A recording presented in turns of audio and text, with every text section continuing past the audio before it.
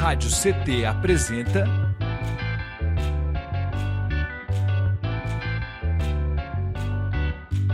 SINDI-CT na Cultura, com Meire de Origem. Um programa do Sindicato Nacional dos Servidores Públicos Federais da área de Ciência e Tecnologia do setor aeroespacial. Salve, salve, web espectadores, ouvintes e ouvintas da Web Rádio CT. Bom, eu sou Meire de Origem, está começando aqui mais um episódio do SINDI-CT na Cultura, que é uma realização do Sindicato de Servidores Públicos Federais da área de Ciência e Tecnologia do setor aeroespacial aqui em São José dos Campos. Queria pedir para vocês, já logo de cara, deixar o seu like nesse vídeo, se inscrever no canal, que isso é muito importante para fortalecer o trabalho que a gente faz aqui. É um trabalho feito por mulheres, inclusive. Já de cara também deixar um beijo para minha editora Shirley e também, para a Laís. E falar para vocês que é muito importante para a gente que vocês deixem o seu like, compartilhem esse vídeo, tudo bem? Vou apresentar a minha convidada de hoje, que eu tenho muita honra de receber nesse quadro chamado Biografia. Bom, ela é paulistana, formada em Sociologia e Política, artesã, produtora cultural, pesquisadora e sambadeira, co-criadora do espaço Denegrir, que atua na promoção da saúde mental e na geração de renda para a população negra, cofundadora e coordenadora de naipe do Bloco do Morixá Mojubá, participou de inúmeros projetos como Banda de Percussão Feminina e Bloco Afro Ilu Obá de Mim, Espaço Piraquara, Orquestra de Viola Caipira de São José dos Campos, Samba de Roda Nega Duda, Vivências Caipiras, Cotidiano e Trabalho na Casa de Cultura Zé Mira e por aí vai, gente. Segue sendo essa voz aí da resistência e da representatividade na cidade de São José e no Vale do Paraíba, né? Enfim, seja muito bem-vinda agora nesse quadro para a gente falar da sua trajetória, Lili Correa Alves. Olá, boa noite. Tô de novo aqui, muito feliz novamente agora para falar da minha vida, bom, eu sou mesmo de falar da vida, né? Quem entra nas minhas redes sociais sabe disso. Mas então é um prazer agora, estando roteirizado, tudo bonitinho, vai ser um prazer essa conversa. Delícia, delícia. Estou muito feliz. Faz tempo que eu estou querendo conversar com a Lili. No final, a gente acabou conversando sobre o bloco, né, o do Morixá Mojubá, porque é isso, estava ali, né, naquele momento mesmo do carnaval. Mas eu falei para ela, você precisa voltar, porque eu acho que é isso, né? Histórias como a sua, né, são importantes serem contadas até para inspirar, de fato, né? Tá nesse lugar da representatividade mesmo, né? Outras mulheres, né? Outras vidas, outras, né? Enfim. E aí, para a gente começar, eu queria que você começasse do começo mesmo, né? Como que foi a sua infância e como que você veio parar aqui em São José dos Campos e se descobriu aí esse corpo político? Teve alguma influência do território ou familiar? Como que aconteceu todas essas coisas na sua vida? Então, eu sou, né, como você disse, eu sou paulistana, eu sou da periferia de São Paulo, da Zona Leste, né? E minha mãe se separou do meu pai quando eu tinha 1 ou 2 anos, então eu não tive contato com meu pai.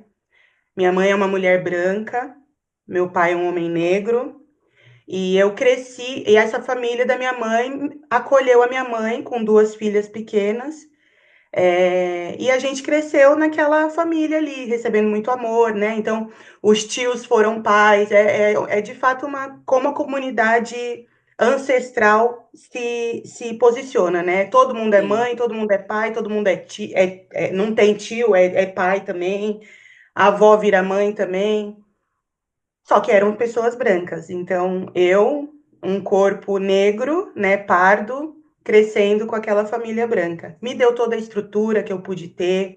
Não tenho, só tenho boas lembranças assim da minha infância com eles. A minha mãe, uma mulher muito batalhadora. Hoje eu penso, ela com 24 anos, se separou do meu pai e tinha 2 filhas, uma de 7 anos e uma de 2 anos. Então, eu com 24 anos, Eu só tava pensando na próxima cerveja, sei lá. E ela tinha duas bocas para sustentar, né? Mas então, cheia de amor, cuidado e afeto, mas sempre me faltou alguma coisa. Eu sempre me vi desencaixada ali, né? Porque eu sou muito espalhafatosa, muito barulhenta. E quando a gente é criança, as pessoas até acham isso bonitinho, né? Mas depois que a gente vai crescendo, virando mocinha, né, como falam, adulta, isso já começa a incomodar, porque a gente é muito eu sempre fui muito questionadora, sempre questionei muito por que que eu não podia fazer tal coisa, por que que eu não podia, né? E aí eu fui trilhando um caminho sozinha mesmo, né? Porque às vezes eu vejo assim essas pessoas que falam assim, ah, meu pai era militante do PT, do não sei o quê. Eu falo, gente, como será que é a vida dessas pessoas, né? Que tem toda essa estrutura política já marcada desde a infância. E eu não tive isso, eu fui construindo sozinha isso, esse questionamento, esse lugar de questionar a sociedade mesmo, e sempre através das músicas, né? De samba, né? Então, de samba de reggae, eu lembro de ouvir reggae e falar, caraca, olha essa letra, sabe? Sim.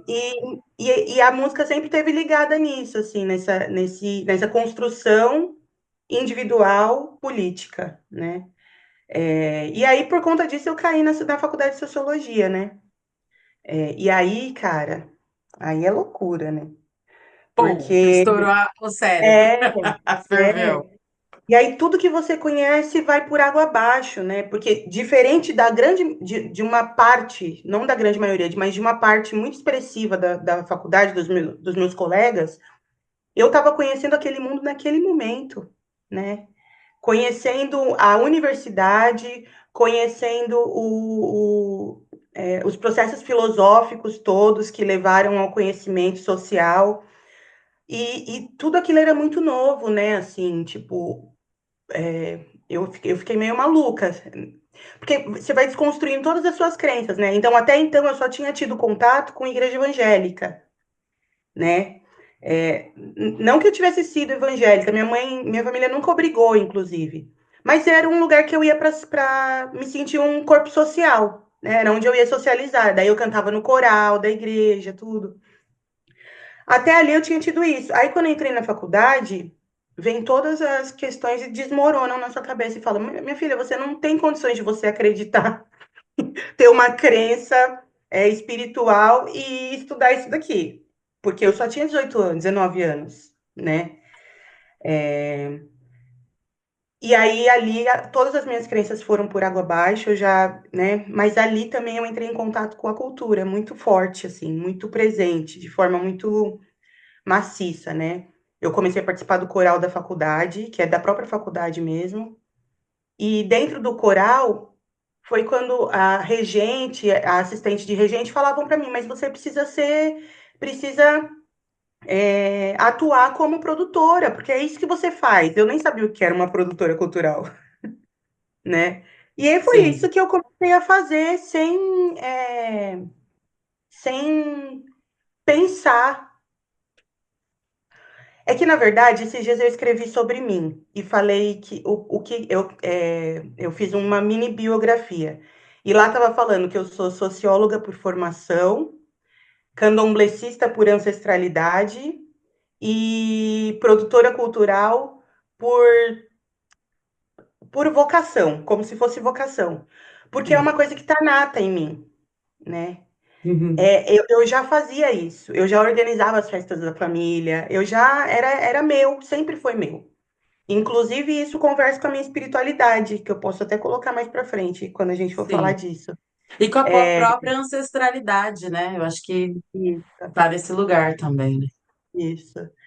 Então, ali eu comecei a entrar em contato com a cultura e comecei a conhecer diversas coisas, diversas maneiras. Comecei a ser artista também, né? Me posicionar no palco. Então, era a faculdade e isso, as duas coisas abrindo assim a mente, né? E aí, depois de no fim da faculdade, eu entrei para o Ilu Bademim. Aí sim, a cabeça explodiu mesmo. Porque depois veio a questão da fé. né? Ali eu conheci as religiões de matriz africana. Foi incrível, porque ao mesmo tempo que eu descobri o que que era Oxum, o que era Exu, eu descobria tudo isso, eu também colocava o meu corpo para tocar, né? Para fazer arte, que é uma coisa que eu sempre fiz desde menina, em casa, assim, para as pessoas, né? Mas eu não sabia organizar direito aquilo. Então, e também ali eu descobri a minha sexualidade, né? Eu me entendi enquanto mulher lésbica. Foi ali, eu me Ah, relacionei com uma pessoa ali, eu não sabia dessa possibilidade. Porque é isso, a gente cresce, a gente aprende a ser o que a gente é, né? E se não tem um espaço, a gente nunca vai trazer aquilo que é nosso mesmo, né? uhum, As sim, pessoas homossexuais, elas passam, a maioria delas passam por esse processo, né? De ter que descobrir quem é, né? Tem algumas pessoas que nascem assim, né? Já, por exemplo, os meninos gays que são afeminados, a própria sociedade já vai mostrar para eles, assim, as meninas gays que performam masculinidade, sim, elas também vão entrar numa redoma, as pessoas vão falar, essa daí gosta de mulher, não sei o quê. E nem sempre, né? Às vezes elas nem só sei, performam masculinidade e quer se relacionar com o homem, e tá tudo bem, sim. né? Mas eu não, né? Então eu descobri ali dentro. E daí então, de novo, né? Mais uma vez. E, então, foi a minha, ali no Iluba de mim foi a minha sexualidade e a minha ancestralidade. Ali também eu descobri que já entrando em contato com terreiros, em jogo de búzio, eu descobri que a minha espiritualidade estava ligada à minha família. E a mãe de santo jogou e falou isso. Eu falei, mas gente, mas minha família, é tudo evangélico. A minha mãe nem na igreja vai. E assim, né, não Sim, pensando que eu tinha outra parte da família, porque sim. eu convivi. Então, foi ali que eu descobri que minha bisavó paterna é mãe santo da Umbanda.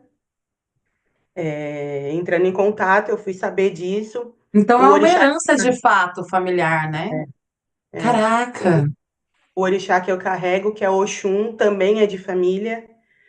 Meu pai biológico, ele é filho de Xangô com Oxum.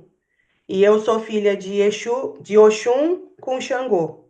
Então a gente carrega os mesmos orixás na nossa cabeça. sim. Então eu tenho essa parte que me aproxima da minha família por paterna e, e tenho todo o afeto e carinho que eu construí com a minha família que me criou, a minha família Materno. materna. É, Que demais. eu E carrego aí, os dois de alguma forma. é isso. E aí, esse o Uba, quando você participou desse Do Ilu, do Ilu, né, desse grupo do Bloco Afro Ilu Badmin, era em São Paulo ainda. em São Paulo. Tudo Tudo em lá São na Paulo. faculdade, nessa época aí, nesse momento. E aí, como é que você veio desaguar aqui? Pergunta Então, que não daí cabe. eu me relacionava com uma pessoa lá no bloco. E aí acabou o relacionamento. Essa pessoa é muito atuante no bloco, muito forte, e aí eu não tinha condições mais de continuar no bloco, né? Virou um boné velho, né? É. E aí eu conheci a Luciane, minha esposa atual, por, por na época tinha um site que chamava Lescut, que era um Orkut só de lésbicas. Sabia! Passada! Olha. E aí eu conheci a Lu ali, a gente ficou por um ano conversando e tentando, e aí tinha os afetos anteriores, as questões que eram mais difíceis, mas aí a gente conseguiu, um ano depois a gente conseguiu se unir, né? Casar, eu vim morar aqui, então vim para São José, vim embora para São José, conhecendo São José e vim morar com ela. Ela me apresentou tudo aqui. Que incrível. Depois, isso foi em 2011. Em 2014 a gente casou no civil, né? Fomos uma das fomos uma das primeiras a casar no civil, porque a lei saiu no final de 2013, que não é uma lei, né? Na verdade, a autorização, né? Saiu no final de 2013, e aí em março de 2014 a gente casou. Foi muito incrível a cidade, assim, os nossos amigos todos ficaram muito Sim, comovidos e querendo sim. participar daquilo, sabe? O cartório era uma salinha desse tamanho, o cartório lá no centro. Ficou lotado de gente, assim, gente. 8 horas da manhã, o povo tudo lá. Foi muito incrível, assim, né? E nisso a gente já tá casada no civil há 11 anos e juntas, morando juntas há 14 anos já. Então, e Caramba, é uma esse vida. é uma vida.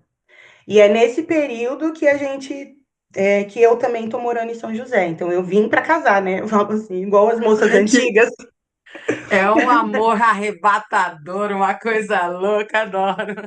Que legal, que É, incrível saber disso e saber que você veio com essa missão também, né, de estar aí, de casar, né, de desfrutar dessa liberação. Eu acho, cara, eu acho uma coisa até assim, a gente ri de bizarro. nervoso, né? Como assim É bizarro. liberação? Tem que liberar a pessoa para ela escolher o afeto que ela quer ter, o relacionamento, quem ela quer amar, né? Enfim, mas ainda assim vocês são percussoras aí também, né?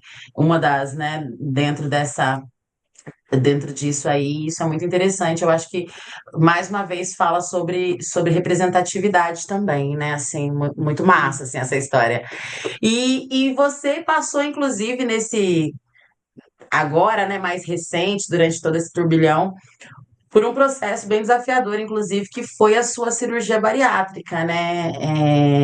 Queria que você falasse, assim, você está na sua melhor forma, obviamente não falando da parte estética, né? Para além disso também, né? Porque, enfim, é um todo, né?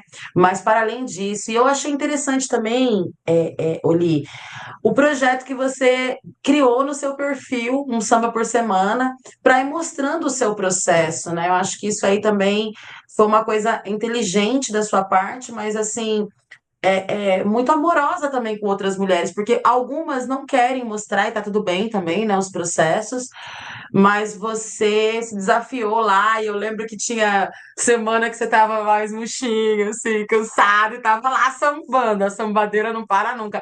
Fala desse processo todo pra gente também. Então, eu sempre fui gorda, eu não me conheço magra, assim. Na verdade, hoje, lembrando da minha adolescência, eu não era gorda, mas as pessoas me viam como gorda, né? Era Era um fora do corpo não padrão. padrão. Isso, era um Uhum. corpo não padrão. Mas daí eu fui engordando mesmo, é uma propensão a engordar. Minha família também tem isso, a família por parte de mãe tem isso. Então, e aí, isso nunca foi um problema para mim. Claro que me fazia, me dava alguns limites, né? Principalmente os limites de mobilidade, assim, né? De me incomodar, de sentar numa cadeira, de não ter roupa. Nossa, isso da roupa é uma questão para mim até hoje, assim. A sociedade ela não se projetou para amar, receber e cuidar desses corpos, né? Isso é muito triste. Exatamente. Mesmo sempre existindo pessoas gordas, né? Isso Aham, sempre. sim. Mas a sociedade tem uma repulsa por esse corpo gordo, né? De não achar um corpo aceitável, né? É repulsivo, as pessoas agem dessa forma, né? E então, o que que aconteceu? Na pandemia eu engordei muito, por questões psiquiátricas mesmo, assim. A compulsão, que é uma questão psiquiátrica, entrou nisso daí, eu acabei engordando muito. Engordei mais de 20 quilos, se não me engano. 15 quilos, eu acho. E aí, E a gente está falando quando de um corpo que já era um corpo gordo, né? Não é 15 quilos para pessoa, né? Enfim, é mais é, 15 quilos, né? é. Então, se for mais 15 quilos, é que eu não lembro direito, mas se for mais 15 quilos, eu tava com 115 na época e engordei até 133. Então, é muito peso. E aí, quando eu decidi, eu falei, mano, preciso fazer alguma coisa. Eu sempre tive muito receio dessa questão da bariátrica, e não pela cirurgia, mas por entrar numas de mostrar que tem que ser magra, Uhum. sabe? E assim, eu tinha acabado de aprender a me amar, de colocar um biquíni, sabe? Eu até compartilho isso nas redes, desde sempre, assim. Colocar biquíni, me mostrar, assim, mostrar barriga, porque é uma questão mostrar barriga, né? Como se você tivesse de maiô, a barriga estivesse em outro lugar, né? E aí, e aí eu consegui assumir que eu queria. Eu falei, bom, o tratamento dura um ano antes de fazer a cirurgia, você precisa fazer um tratamento, que é palestras mensais, contato com o psicólogo e com a nutricionista. Então, você fica por um ano nesse acompanhamento antes da cirurgia, né? E aí, eu falei, bom, se eu desistir, eu pelo menos estou no meio desse processo ainda. E aí, conforme eu fui fazendo as palestras e fazendo tudo, eu fui ficando com mais certeza de que era aquilo que eu queria, por mim, né? Por poder caber nos lugares onde eu não cabia. E aí eu fui e fiz a cirurgia, né? Foi bastante difícil, assim, para mim, porque as pessoas botam muita pressão, assim. Ah, você vai morrer. Ah, você vai fazer a cirurgia. Você vai fazer a Caraca! cirurgia. Você vai fazer a cirurgia. E assim, um pouco antes de eu fazer a cirurgia, uma pessoa aqui em São José faleceu, Sim, sim, uma entendeu? querida, inclusive, é. E aí foi assim, foi em outubro que ela faleceu, se não me engano. Não, foi em dezembro que ela faleceu, minha cirurgia foi em março. Então, o bagulho ficou muito doido, assim, pra mim. Eu fiquei com muito. O médico era o mesmo. Ai, que operou ela! Então, eu fiquei, meu Deus, o que que eu vou fazer? O que que eu vou fazer? E aí, eu falei, gente, eu vou com medo mesmo, né? E fui, eu sempre tive muito apoio da Luciane, da minha esposa, muito apoio. Todas as decisões que eu tomasse, ela ia falar, beleza, bora lá. Ela morria de medo da cirurgia. Aí ela, não, vamos, você quer, nós vamos, vamos. Então, esse apoio foi muito importante para mim. E aí deu tudo certo na cirurgia. O pós-operatório foi muito maravilhoso. Assim, eu fiz tudo certinho, sabe? Com a ajuda dela também, porque fazia sopa que tem que tomar. E deu tudo muito certo. Foi tudo muito incrível mesmo, assim. E aí eu pensei nesse projeto de mostrar para as pessoas sem romantizar o emagrecimento, sem romantizar a parte estética, né? Sempre deixei muito claro isso nos textos. Tanto é que eu me senti muito mais à vontade mostrando o meu corpo gordo do que quando eu de fato emagreci. Porque aí quando você emagrece muito rápido assim, vem as flacidez, muita flacidez. E aí eu não me achava, não me acho ainda, né? Tô ainda aprendendo a me amar. Eu escrevi isso, né? Tô aprendendo a me amar, porque tudo mudou, meu rosto, essas marcas aqui, sabe? Minha pele era lisinha, assim, e aí de repente eu tenho um negócio aqui, meu cabelo caiu, vira um boné velho. Então eu me amava muito mais gorda, né? Eu me achava muito mais bonita gorda. Hoje eu tô aprendendo a me amar, né? Tô reaprendendo. O que melhorou 100% da minha vida foram as roupas. Tipo, eu poder entrar numa lojinha e comprar uma brusinha de R$ 20, sabe? Sim, Isso até nunca tinha porque acontecido essas comigo. lojinhas de R$ 20, fica a crítica social aí, é só Ah, tamanho único, e eu não sei que único que é esse, porque o tamanho das brasileiras em si não é é aquilo muito ali, né? maior. Não É, tem nada a ver, cara. Enfim, é. é isso. É uma São loucura. várias questões. A gente vai entrar em diversas questões também com relação a isso, porque daí você vai comprar essas roupas que vende, aí você pensa no trabalho escravo das costureiras, aí, puta, o que que eu vou fazer com isso, né? Não vou.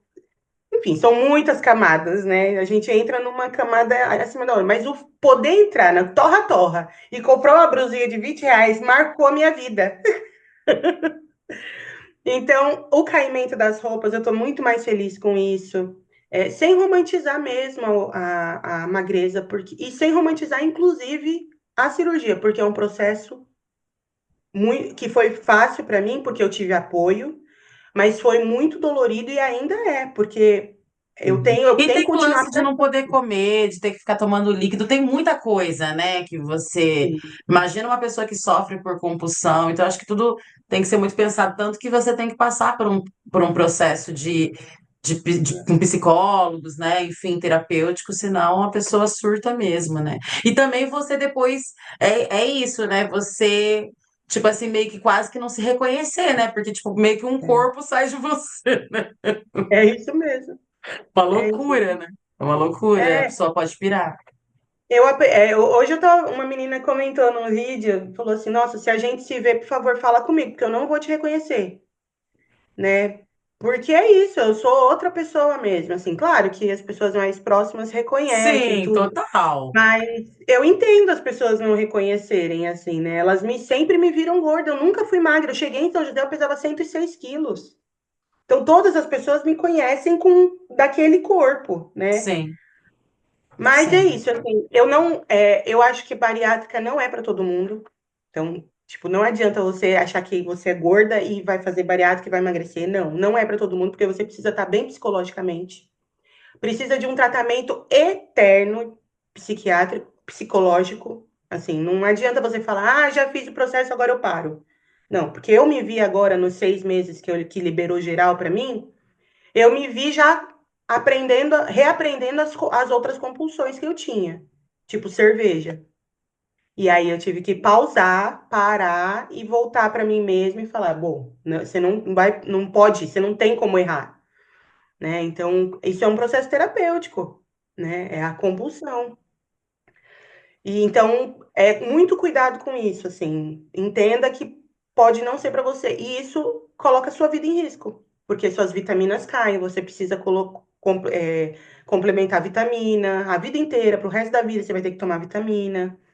São escolhas muito difíceis. Então, se você não tiver o desejo de fato de se cuidar para sempre, é melhor não fazer. E o apoio, né? Porque eu acho que é isso também. Depois que você faz a cirurgia, você precisa, você vai ficar acamada, né? Por um tempo ali, você precisa de ter um cuidado. A sua mobilidade também vai estar reduzida, né? Não é tudo que você consegue fazer naqueles primeiros. Porque é uma cirurgia, né, gente? Tipo, é uma cirurgia, né? É uma cirurgia. É, Então, toda essa coisa também é importante as pessoas terem essa ciência também, né? Como é é. que é na casa, enfim. Mas, ô Lili, eu queria que você falasse também, agora voltando aqui para essas suas facetadas enquanto artista, enquanto esse corpo político também, né? Que eu acho que tudo isso aqui que a gente está falando tem a ver. Queria que você falasse para a gente, você esteve à frente do ateliê, né? De um ateliê onde você atuava com uma rede de economia solidária junto com mulheres em situação de risco e em alta vulnerabilidade social. Eu queria que você falasse desse trabalho, o que foi, como foi, né, a importância dele aí para você.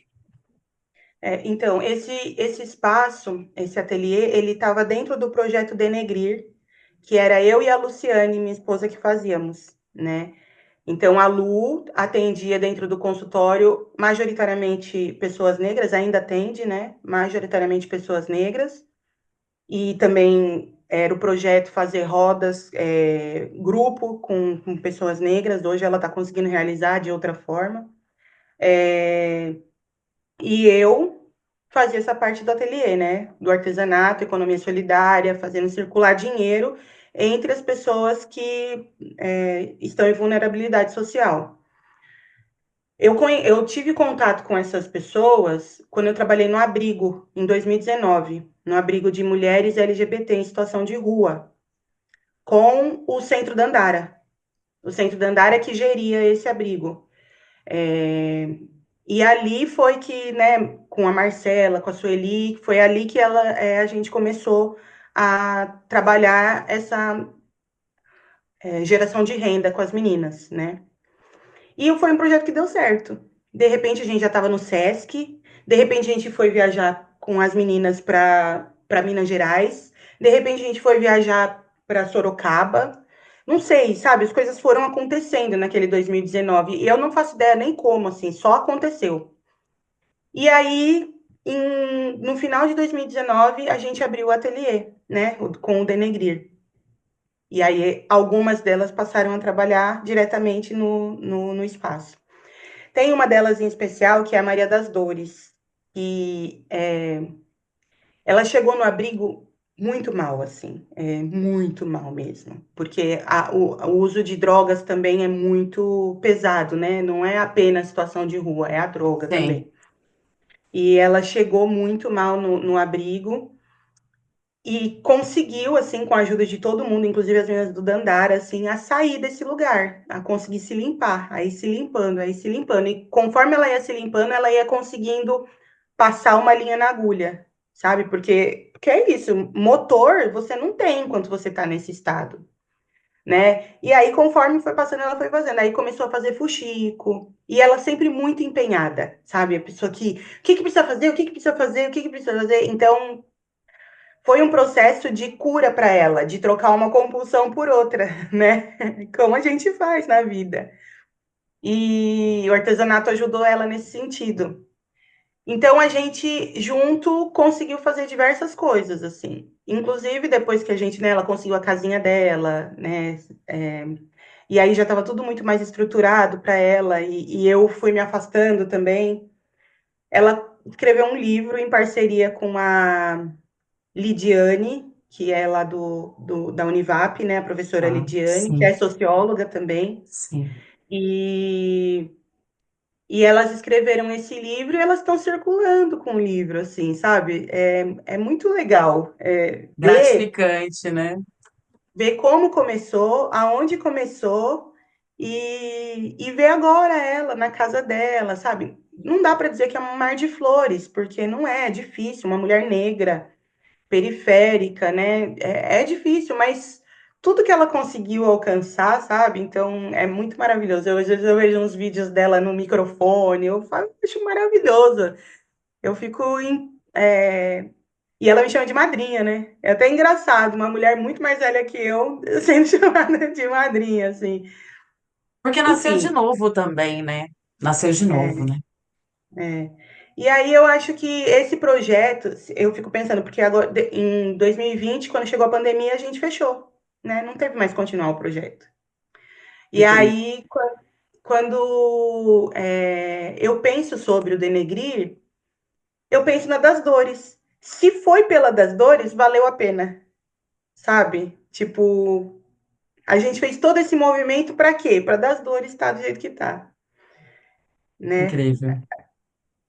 Então, fechou, a gente está com outros projetos, não temos ainda a intenção de ter um espaço novamente. Talvez eu não, talvez não, muito provavelmente eu não volte a trabalhar com artesanato, e com geração de renda, mas sempre voltado para a população preta. E mas o denegrir ele ficou numa caixinha muito especial, assim. Incrível. Que demais, que demais. Gente, queria que vocês comentassem aí, vocês estão do outro lado da telinha, vocês conheciam esses projetos? Fala pra gente também de toda. A gente já falou de tanta coisa aqui hoje, mas eu queria que vocês falassem aqui os tópicos que a gente falou, né? E de repente vocês conhecerem esse Orkut aí para mulheres lésbicas, eu tô passada até agora. Esse Acabou. perfil. Não, eu quero saber se a galera que tá em casa conheceu isso aí. Porque eu não fiquei sabendo, eu achei muito, muito interessante, assim, eu nem sabia que tinha, né? Essas comunidades, interessantíssimo. Foi por onde vocês se conheceram, né? Você e a Lu, então, que demais. O projeto Denegrir, né? Enfim, a gente falou de muita coisa aqui também, né? E eu queria que vocês também deixassem seu like aqui, se inscrevessem no canal. A produção tá colocando as redes sociais da gente também, a da Lili aqui no rodapé e vai deixar na descrição desse vídeo. A gente está chegando ao final, mas eu ainda tenho alguns assuntos importantes para tratar com a Lili hoje, então fiquem por aqui com a gente, certo? E vai conversando com a gente aqui no chat, que eu vou gostar de descer aí e papear com vocês pelo chat também, certo? Lili, você tem formação sociológica, né? Como a gente falou aqui, política. Eu queria que você falasse como que você enxerga as políticas públicas municipais, tanto para a cultura, você tem propriedade para falar sobre isso, né? Mas também para as populações em situação de vulnerabilidade social, que você também tem propriedade para falar isso aqui no nosso município. Propriedade para falar, a gente nunca tem, porque é um assunto muito abrangente, né? Mas eu consigo sempre, eu sempre penso nas políticas públicas de cultura aqui em São José como políticas públicas de voltadas para as pessoas que têm uma propriedade com aquilo. Que, por exemplo, aquilo que eu falei sobre as pessoas que crescem em família que já são politizadas, né? Essas pessoas vão escrever projetos como ninguém, né? Elas vão ser recebidas em uma reunião com os diretores e presidentes das fundações sempre. Isso traz um diálogo que para elas é mais forte, pensando na lisura de qualquer participação em edital, tá? Eu estou pensando na lisura dessa maneira de, de edital ser olhado, pensando nisso. Mas elas já vão ter o que as pessoas querem ouvir, elas estão ali sabendo o que precisa, o que elas precisam fazer, qual o tipo de projeto que essas A pessoas linguagem querem. técnica, né? Toda essa parte. É. Então, assim, você pega a galera da periferia, a gente, né? Galera da periferia, com uma linguagem da periferia, com projetos que são voltados para nós, para o que a gente quer e não para o que a fundação quer, ou porque a prefeitura quer, ou porque a Câmara dos Vereadores querem. Projetos que são voltados para a gente, escritos por nós, para nós. Não vai passar. Infelizmente é isso. Você viu o que aconteceu agora, esse ano, agora, com as escolas de samba lá no Rio de Janeiro. Uma pessoa graduada, pós-graduada, mestrado, e o baralho a quatro, escrever que tem muitas palavras em Iorubá. Gente, então assim, daí eu vou escrever o do Morixá e vou colocar as palavras em Iorubá. Você acha que eu passo? Porque é isso, porque para você ser parecerista, você tem que ter mestrado, você tem que ter não sei o quê, você tem que ter pós-graduação em Blay, tem que ter. Mano, não é isso que faz você ser um avaliador daquilo, um bom avaliador daquilo, né? Então, os projetos que eu vejo que passam são projetos que se adequam às necessidades desses gestores, ao que eles desejam e não ao que a população precisa, e não ao que o artista deseja passar. Então, quando tem a amiga que fala, né, que a gente se vende para a Fundação Cultural ou para qualquer outra instituição pública, é nesse sentido, a gente está vendendo e adequando para o nosso cliente. E não é assim, né? Então, eu fico muito triste, assim, porque em São Paulo a gente tem outros acessos, né? Porque é uma cidade muito maior, né? Mas a gente Sim. tem outras possibilidades, a gente não fica preso nessa questão da política pública da prefeitura, né? Lá você tem outras maneiras, tem prefeitura, tem um Estado muito mais atuante lá dentro, você tem empresas privadas muito focadas nesses assuntos, né? Que também estão realizando políticas públicas também, quando Sim. elas apoiam o projeto, né? Não é só o Estado que aplica a política pública, qualquer um pode, né? Quem tem dinheiro pode e deve. O que acontece é que não faz. Aí é muito triste, assim, eu não me vejo atuando dessa forma. Claro, se tem um projeto, a gente escreve, mas eu também já escrevi vários projetos e já não passei em vários projetos, né? Porque, porque é isso, assim, a gente precisa adequar o que eles precisam, e o que eles precisam não é o que eu quero fazer, né? É, eu acho bem limitado, assim, resumindo para mim, é bem limitado essa questão. As políticas públicas sociais, eu, eu, eu não teria outro nome senão um palavrão para falar aqui. né? É uma política higienista, é uma política excludente, né? Pensando desde moradores de rua até os moradores do banhado, os moradores da periferia, é sempre querendo os afastar, né? Não trazendo para conviver e descobrir o que é melhor para todo mundo. Então, é muito parecido, né? Só que é muito mais nocivo, porque ali é o indivíduo, né? Então, na sociedade é o indivíduo, na cultura é a cultura, né? Quando você faz o mal para um indivíduo, um morador de rua, uma pessoa do banhado, eu acho muito mais nocivo do que você fazer por um. A cultura ela tem como resistir, né?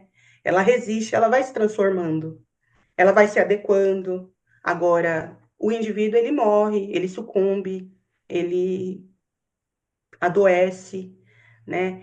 Então, a política social de São José dos Campos, ela faz isso, né? E de todas as formas, viu? Eu tô falando porque hoje eu sou conselheira da igualdade racial aqui em São José. E assim, vendo de perto e de dentro, é muito difícil de emplacar coisas, porque a estrutura está montada. Sabe, você tem que ficar mendigando na frente do gestor para dar um dinheirinho para a gente fazer um eventinho. E aí, sem contar como vai ser feito esse evento, né? Que sempre é para agradar o gestor e não para agradar a população. É o que é aceito. Então, você nunca vai trazer o povo do rap num evento público, né? Feito pela prefeitura. Você nunca vai trazer, porque os caras vão falar. As minas vão falar. E eles não estão preparados para ouvir. O grupo de samba tem que ser aquele grupo de samba que é parcial, né? Imparcial, Arte. né? É aquele assim, do sorriso, do. Porque se você chama alguma pessoa. Se bem que em São José é meio complicado, mas se você chama alguém mais Leci Brandão, o bagulho fica louco, né? Enfim, eu não tenho grandes. Eu não acredito. Perspectiva. Perspectiva isso, eu não acredito que isso vai melhorar. Sinceramente, eu acho que inclusive vai piorar, é ladeira abaixo, né?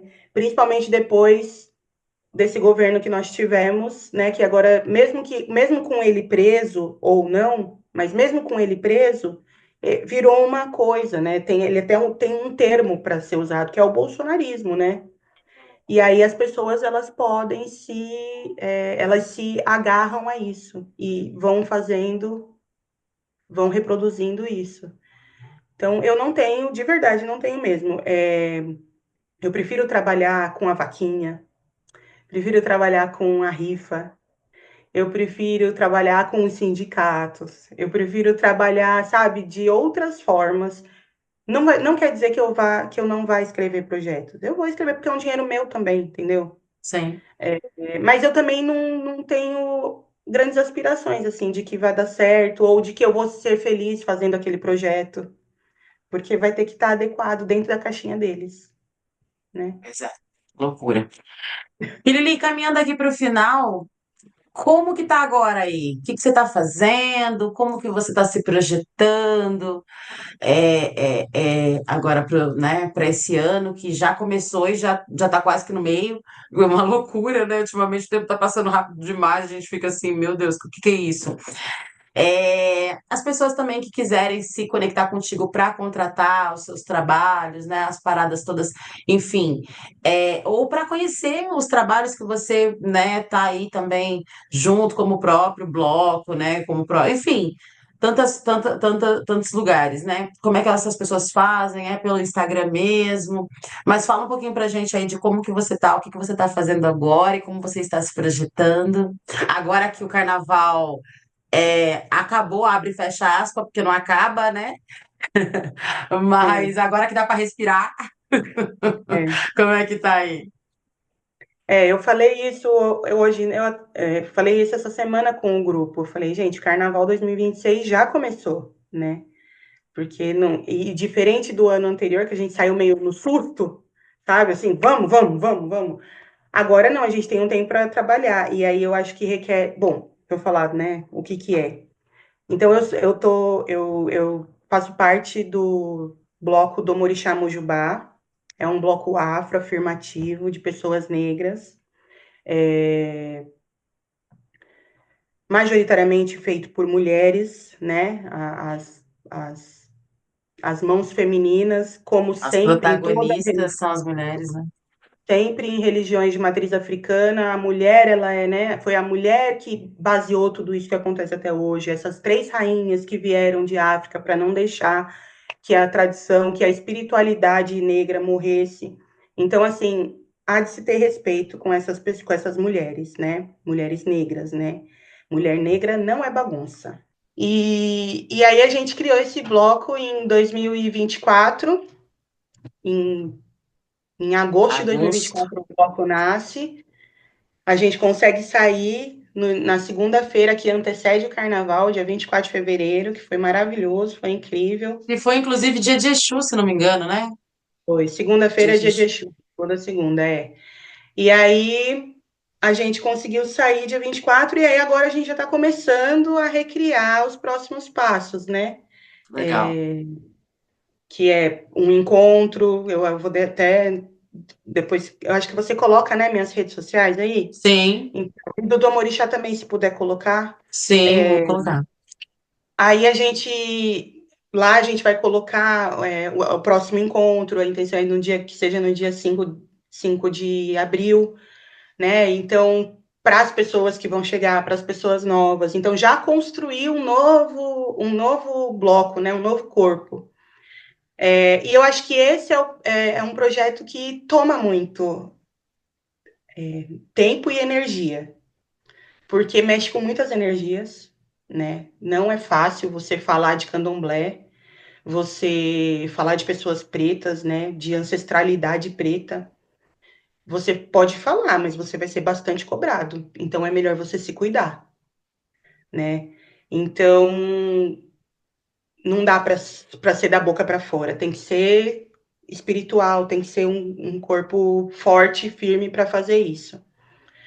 E por outro lado, eu também tô como produtora do Santo de Casa, que é o projeto do Instituto Ecocultura, que inclusive as meninas já vieram aqui falar Tá sobre, né? maravilhoso. E eu tô fazendo parte desse coletivo, muito feliz, porque é um coletivo que já é estruturado, né? É diferente do Domorixá, que a gente está estruturando agora e começando a perceber as necessidades agora. As figureiras, né, e aquele coletivo de gestoras já são estruturadas, já tem uma história, né? É uma questão de você entrar e colaborar com tudo aquilo. Sem contar que elas são super incríveis, me acolheram assim de maneira muito com café e com bolo, sabe? Então, então eu estou muito feliz fazendo esse trabalho e por enquanto são esses dois. E eu, de verdade, eu gostaria que continuasse esses dois bem trabalhados, sabe? Tipo, não Pra quero gente não mais surtar, né, Lili? Porque às vezes a gente vai acumulando coisas aí, não faz, direito. acaba não conseguindo fazer nada bem feito. A gente coloca nossa energia, nananã, não é sobre isso, né? Mas é sobre não conseguir mesmo, porque é isso, né? 24 horas é pouco, gente. Parece muito, mas não é não. E ainda mais quando a É, gente tá falando de todas essas demandas, né? Mas assim, muito feliz por você, feliz aí, né, de conversar, de bater esse papo contigo aí. Tá muito bonito de ver o bloco, foi lindo poder estar com vocês lá sentindo aquela energia. E aí, né, como você falou, é sobre energia mesmo, porque mais uma vez volta para essa questão de vulnerabilidade social também. A gente viu inúmeras pessoas em situação de rua ali, aproveitando o bloco, dançando, desfilando junto, né? Eu achei isso também uma coisa que me marcou bastante, assim, né? Em todo momento tinha, inclusive ao meu lado, tinha uma mulher em situação de rua e ela assim, ela acompanhou o bloco inteiro, e ela dançava, e ela. Então, assim, e receberam a palavra, né? Eu acho que tudo isso aí também, assim, de uma importância magnífica também, né? Então, é isso, preparar 2026 e desejar muita sorte, muito sucesso, muito axé, claro, né? é. Obrigada, obrigada pelo espaço, é uma delícia. Eu amo falar sobre mim, gente. Eu sou muito parecida. É bom, é importante. Eu gosto muito de falar e eu também gosto porque as pessoas acabam respondendo para mim, falando: Nossa, você me incentiva tanto, é tão legal ver você falando, porque às vezes as pessoas querem falar sobre si, mas falta um pouco de coragem, né? De um empurrãozinho, assim. Porque quando a gente fala, né? Eu aprendi isso muito na terapia, né? Que eu faço psicanálise. Quando a gente fala sobre si, a gente se escuta, né? E aí é cura, né? Quando a gente escreve sobre si, a gente relê aquilo, é cura, né? E as pessoas, elas precisam conseguir colocar seus sentimentos para fora. Claro que não é isso que vai curar todo mundo, né? Porque, por exemplo, psicanálise não é para todo mundo, né? Mas eu acho que quem tem esse desejo tem que fazer, sabe? Então eu fico feliz de poder falar aqui, né? Espero que tenha sido proveitoso, espero que as pessoas gostem dessa minha fala, que eu falei que eu quero só esses 2 projetos, mas quem quiser me chamar para trabalhar pode me chamar. Chama! E, mas enfim, eu tô feliz de ter participado. Obrigado pelo convite mesmo, pelo carinho, pelo acolhimento. É gostoso, né? A gente fica com medo de fazer e aí de repente percebe que é mó tranquilo, né? Bora Mó lá. bom. Obrigada, tá? Eu que agradeço, agradeço demais você abrir a agenda aí, vir bater esse papo com a gente. É isso que você falou de representatividade. Era um papo que era para ter mais ou menos meia hora, virou uma. E é sobre isso, porque quando a gente vai. Eu acho que é importante quando a gente fala das nossas ações. Muitas pessoas que vêm aqui, quando eu leio a biografia, a gente começa a conversar, fala: Nossa, eu tinha esquecido que eu já fiz isso. E é um lembrete pra gente do quão foda a gente né? Porque às vezes a gente esquece também um pouco, né? A gente vai acumulando esse monte de coisa, ainda mais agora em tempos de rede social, de internet, de não sei o quê, né? De tecnologia. Às vezes a gente acha que às vezes não tá dando conta de produzir, que não tá produzindo o suficiente, que precisa mais, que precisa mais. E aí a gente esquece de fazer essa leitura da nossa própria vivência, né, da nossa trajetória e o quão foda de fato somos, né, de tudo que a gente já produziu e está produzindo, né, e o quanto isso é grandioso. Então, é sempre um prazer mesmo conversar aqui, né, com pessoas como você. Eu queria muito que você viesse, que bom que deu certo e volte sempre. Casa tá aberta. Obrigada. Obrigada É mesmo. isso, agradecer vocês também, gente, estão do outro lado da telinha aí que nos emprestaram seu tempo e seus ouvidos. Esse foi mais um episódio do CT na Cultura, uma realização do Sindicato dos Servidores Públicos Federais da área de Ciência e Tecnologia do Setor Aeroespacial, aqui em São José dos Campos. Continua nos acompanhando aqui pelo canal do YouTube e também pelas nossas redes sociais. Agora acabou. Vocês já podem descer aqui, ó, para descrição desse vídeo. Aqui na descrição tem as redes sociais da Lili, do Domurixá.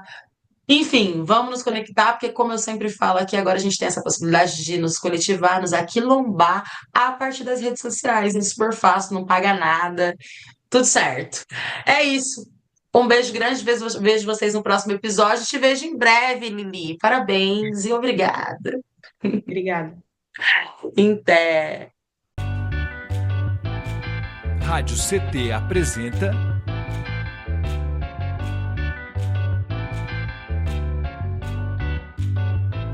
CT na Cultura, com Meire de Origem. Um programa do Sindicato Nacional dos Servidores Públicos Federais da área de Ciência e Tecnologia do setor aeroespacial.